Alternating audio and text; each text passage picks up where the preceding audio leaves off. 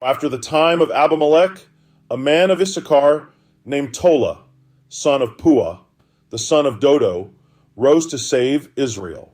He lived in Shamir, in the hill country of Ephraim. He led Israel 23 years. Then he died and was buried in Shamir. He was followed by Jair of Gilead, who led Israel 22 years. He had 30 sons who rode 30 donkeys. They controlled 30 towns in Gilead, which to this day are called Havoth Jair.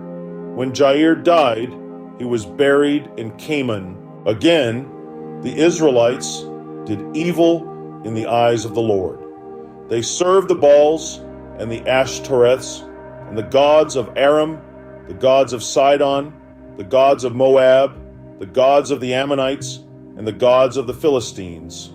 And because the Israelites forsook the Lord and no longer served him, he became angry with them. He sold them into the hands of the Philistines and the Ammonites, who that year shattered and crushed them. For 18 years they oppressed all the Israelites on the east side of the Jordan in Gilead, the land of the Amorites.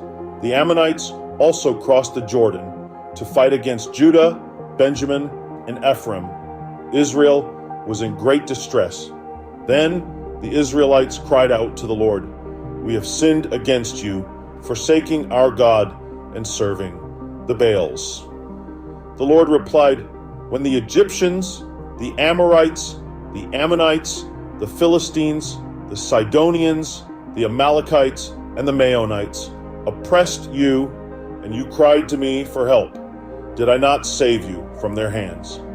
But you have forsaken me and served other gods, so I will no longer save you.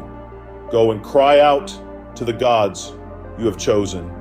Let them save you when you are in trouble." But the Israelites said to the Lord, "We have sinned. Do with us whatever you think best, but please rescue us now." Then they got rid of the foreign gods among them and served the Lord, and he could bear Israel's misery no longer. When the Ammonites were called to arms and camped in Gilead, the Israelites assembled and camped at Mizpah. The leaders of the people of Gilead said to each other, "Whoever will take the lead in attacking the Ammonites will be head over all who live in Gilead." We invite you to take a moment and peruse the PDF attached to every video. These documents provide further enlightenment on the Word of God that we have covered together, and it underlines the importance of reading them for a deeper understanding. We send our blessings to you in the name of Christ Jesus, always. Your presence in the next reading of God's Word would be highly appreciated. Be there. We await your participation with excitement.